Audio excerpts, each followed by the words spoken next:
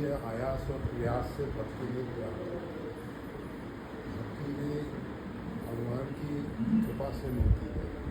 कालभैरव जी को भगवान ने अनेक प्रकार के वरदान दिए, परंतु कालभैरव जी कहते हैं कि भक्ति आपन देन न कही, परंतु भक्ति देने के लिए भगवान ने नहीं कहा, क्योंकि भक्ति के लिए जब तक तीव्र प्यास न हो तब तक भगवान कृपा नहीं करते। और उसमें भक्ति भगवान की कृपा से मिलती है, अथवा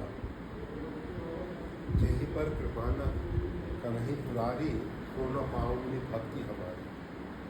जिसके ऊपर भगवान शंकर कृपा नहीं करते वो भगवान की भक्ति नहीं पाता। बिन विश्वास भक्ति नहीं तेहि बिन द्रवही न रहा। तो बिना विश्वास के भगवान जो है विश्वास करते हैं, भगवान शंकर बंदे श्रद्धा विश्वास विश्वास रूप में भगवान शंकर है, श्रद्धा रूप में भगवान है। तो भगवान की जब कृपा होती है मतलब हमारे अंदर दृढ़ विश्वास हो। और दृढ़ विश्वास कैसे होगा? जाने बिन न होई प्रतीति, बिन प्रतीत होई नहीं प्रीति। जब तक हम परमात्मा को जानते नहीं तब तक उनके में प्रीति नहीं है, विश्वास नहीं होगा। तो भगवान को जानना कैसे जाता है? जानत है सो द्वैव जनाई, जानत तुम्हें तुम्हें हो जाए। जिसको भगवान जनाना चाहते हैं, उपनिषद में भी आता है, आत्मा जिसको वर्ण करता है वही आत्मलाभ की प्राप्ति कर पाता है। ये आत्म तत्व ना बहुत जब तक से प्रवचन से और सुनने से नहीं प्राप्त होता है। हम बहुत सुन लेते हैं कथा वार्ता सत्संग इत्यादि, हम स्वयं तो भगवान के विषय में प्रवचन करने लग जाते हैं, व्याख्याएँ करने लग जाते हैं, और हम कितना ही जाप ताप अनुष्ठान कर लें, परंतु इससे भगवान हमको स्वीकार नहीं करते। निर्मल मन जन सो मुक्ता मोहि कपट से। भगवान को तो निर्मल भक्ता करनी चाहिए, निश्चल निर्मल निष्कपट। बस जब जीव सब, अभी हमारी क्या स्थिति है कि हम ऊपर से तो कुछ दिखा रहे हैं, अंदर हम कुछ नहीं है। तो जब तक अंदर और बाहर एक समान नहीं होगा, बहुत से व्यक्ति हैं अंदर कटुता है, ऊपर से अपने आप को नम्र दिखा रहे हैं, और अंदर से किसी के प्रति देर बेमनुष्य भाव है। ऊपर से हम दिखा रहे हैं कि हम तुम्हारे बहुत शुभिन हैं, विदेशी हैं। तो ये जो व्यवहार में भी छल कपट का व्यवहार है। और भगवान से भी हम कहते हैं अर्थ न धर्म न काम रुचि गति न चहु निर्वाण, हमें कुछ नहीं चाहिए, जबकि अंदर तो हमको सब कुछ चाहिए, सब कुछ चाहिए। तो वो तो चाहिए चाहिए तब हम कछु तुम सब सहज सही, उनको कुछ नहीं चाहिए, केवल स्वाभाविक प्रेम ही, स्वाभाविक प्रेम, ये नहीं बनावटी प्रेम, दिखावे वाला प्रेम नहीं चाहिए। और हाँ मीरा की बात आती है अथवा श्री भरत जी की बात आती है, तो ये साधारण पात्र नहीं। मीरा जी जो है भगवान श्री कृष्ण का जब वो भूमंडल पे अवतरण हुआ है उस समय की उनकी लीला पार्षदों में से एक है। वो तो कुछ ऐसा खेल दिखाना था हम जैसे जड़जीवों को, जिसके कारण मतलब उस समय जब ये विवाहित होकर आई तो इनकी सास इत्यादि ने कहा कि वो कभी भी भूल के भी उस गोपाल को मत देखना, उसके पास नहीं जाना। और इन्होंने अपने उसकी बात स्वीकार कर ली। और सास ने इसलिए कहा था कि जो भगवान श्री कृष्ण के आकर्षण में आ जाता है तो फिर वो किसी काम का नहीं रहता है, वो भगवान का ही हो जाता है। उसको तो भगवान के अतिरिक्त तो कोई दूसरा अच्छा ही नहीं लगता। तो ये सब घर के काम काज नहीं कर पाएगी कि हमेशा हर एक व्यक्ति अपने अपने स्वार्थ के हिसाब से देखता है। और मीरा जी ने अपने बुजुर्गों की बात, सास ससुर की बात तो माननी ही चाहिए, ऐसा सोच के वो उधर जाती भी नहीं थी। परंतु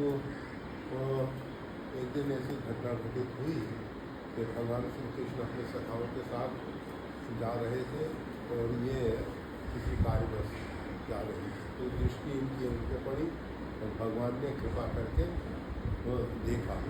बस जब से भगवान का दर्शन हुआ तो सदा सदा के लिए मीरा अपने आँखों को खो। फिर उसके बाद तो भगवान श्री कृष्ण अपने मथुरा आ गए और मथुरा के बाद द्वारका, और बीच में काफ़ी ये शांतिप्रिय आश्रम गुरुकुल में अध्ययन करने के लिए गए। तो फिर वृंदावन ब्रज में लोग के नहीं आए। वैसे तो शरीर से नहीं आए, वासियों का तो ऐसा मानना है कि भगवान ब्रज को छोड़ के कहीं बाहर जाते ही नहीं, सदा सदा उनके यहाँ बसते हैं। इसीलिए पुष्टिमार्गी जो है तो वो भगवान का छोटे स्वरूप का ही उपासना करते हैं। 11 वर्ष 52 दिन से बड़ा कृष्ण उनको स्वीकार नहीं है, मतलब पार्थ सारथी के रूप में वो नहीं स्वीकार करते, वासुदेव के रूप में उनको नहीं स्वीकार करते। यहाँ यशोदा नंदन है, वहाँ देवकी नंदन है। तो देवकी नंदन और वासुदेव मतलब वसुदेव नंदन, तो उस रूप में वो लोग नहीं स्वीकार करते। भगवान तो भगवान ही है, परंतु तो अगर भगवान जो ब्रज में लीलाएँ किए हैं और जो जितने गोपाल वालों के साथ मतलब इतने सरलतापूर्वक मिले थे, वैसा सौभाग्य मतलब किसी दूसरे का होना संभव नहीं है, संभव। यहाँ तक कि कहा जाता है कि भगवान जो ब्रह्मा जी को मोह हुआ था, होता ये था कि जब सब गोपाल अपना अपना छींका मतलब अपना भोजन का टिफिन बांध के सब ले जाते थे, फिर सब बैठ के खाते थे। तो सबकी इच्छा होती थी कि भगवान श्री कृष्ण को समर्पित करके खाए। मधुमंगल था तो उसकी माँ ने छाछ दिया था। जिन्होंने उनके यहाँ कुछ दूसरा भोजन के लिए नहीं था, छाछ दिया, तो वो छाछ में खट्टा था। तो ये नहीं चाहता था कि भगवान श्री कृष्ण को ऐसा खट्टा छाछ। तो वो छाछ उठा के पीने लगा। भगवान ने कहा रहे मेरे को तो दे पहले, और वो सुना नहीं और उसने सब एक मुझे लगा दिया। ऐसा कहा जाता है कि भगवान ने उसके मुंह से मुँह लगा के उसका दाल दबा दिया। मतलब इस प्रकार से भी भगवान ने स्वीकार किया।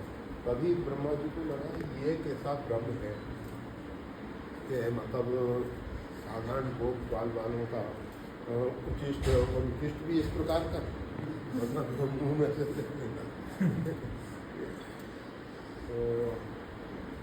तो उनको जो हो तो कहने का मतलब इस प्रकार की लीलाएँ जो हुई है ब्रज में हुई है।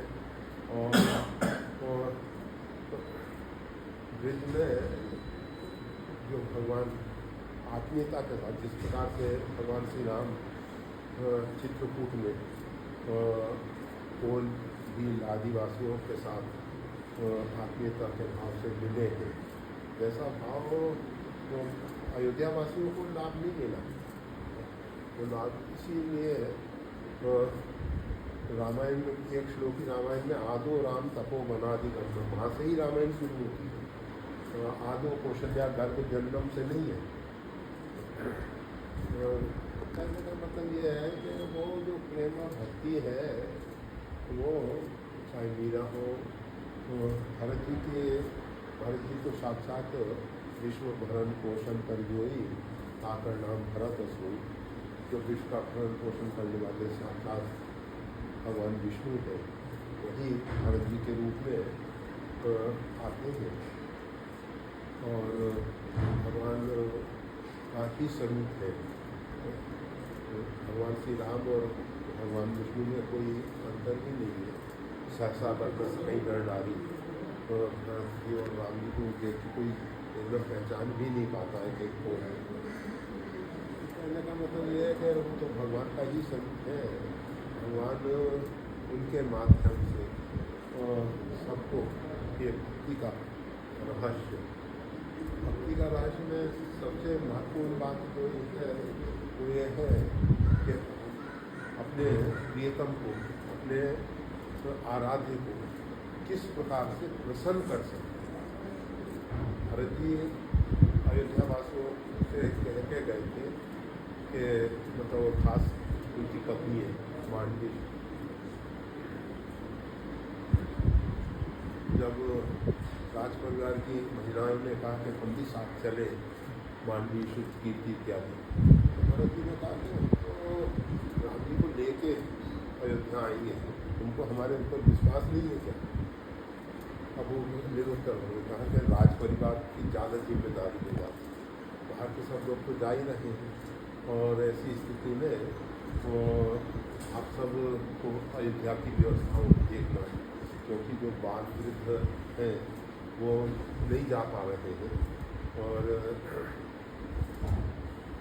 जो किसी भी प्रकार से तो सक्षम है वो तो सब जा ही रहे हैं, मंत्री भी जा रहे हैं, सेना भी जा रही है, गुरु वशिष्ठ जी भी जा रहे हैं, तो अयोध्या की देखरेख कौन करेगा, देखभाल कौन करेगा?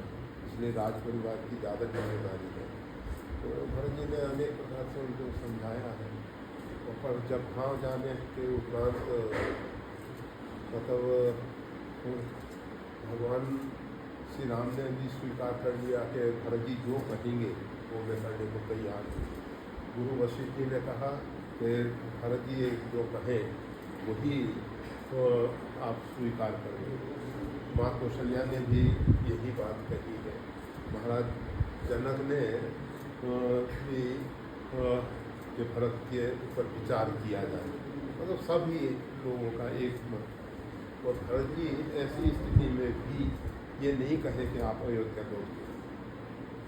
भरत जी ने एक बहुत महत्वपूर्ण बात कही, जय भी प्रभु प्रसन्न हो करना साथ, जिस भी प्रकार से प्रभु आपका मन प्रसन्न हो वो कीजिए।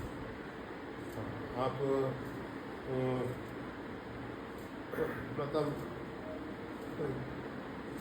अपनी बात बिल्कुल भरत जी ने नहीं रखी यहाँ कि कैसे उन्होंने ये भी 2-3 ऑप्शन पहले दिए थे कि आप लक्ष्मण जी के साथ, भगवती सीता जी के साथ लौट जाएँ, मैं जो शत्रुघ्न जी के साथ वन में चला जाऊँगा। उन्होंने कहा कि हमको जो पिता को तो वचन, पिताजी ने जो माता जी के वरदान देने की बात की थी और माता जी ने वरदान में जो मांगा है कि देव को एक वर करते ही टीका, एक वर में वरदान में भरत जी को राज तिलक दिया जाए, दूसरे में 14 वर्ष राम वनवास, भगवान तापस्वी तपस्वी देश में विशेष 14 वर्ष तक हमने निवास करें। तो दोनों बातें कैसे संभव होंगी? पिता का वचन जब पूरा होगा जब आप अयोध्या जाके राजकाज संभालें और मैं यहाँ रहकर जिस प्रकार से माता जी ने बना मंगाया विशेष उदासी तपस्वी देश में, तो मतलब ये है कि भगवान की प्रसन्नता के लिए उन्होंने अपना कोई आग्रह नहीं रखा। हम सब भगवान से भी अपना आग्रह रखते हैं कि भगवान ऐसा करिए, ऐसा करिए, हमको निर्मल बुद्धि दीजिए, हमको हम भजन में मन लगे। ये भगवान अंतर्यामी है, वो सब जानते हैं तो उनसे क्या छिपा है, और हम उनसे निवेदन करें वो हमारा हित कर ही रहे। ऐसा नहीं है कि भगवान अपने भक्तों का किसी भी प्रकार से अहित अमंगल होने दें। फिर भी हम अपने आग्रह रखते ही हैं संसार के पदार्थों के लिए, सुतेष्णा, लोकेष्णा, वितेष्णा, इन सब से हम पीड़ित होकर भगवान को ही मतलब निवेदन कर देते हैं। तो ये भक्ति में तो जा ही ना चाहिए कब होगा, संसार बस कुछ नहीं चाहिए, भगवान की प्रसन्नता चाहिए। जिस भी प्रकार से जय विधि पूर्व प्रसन्न हो, हम भगवान की प्रसन्नता के लिए क्या कर सकते हैं।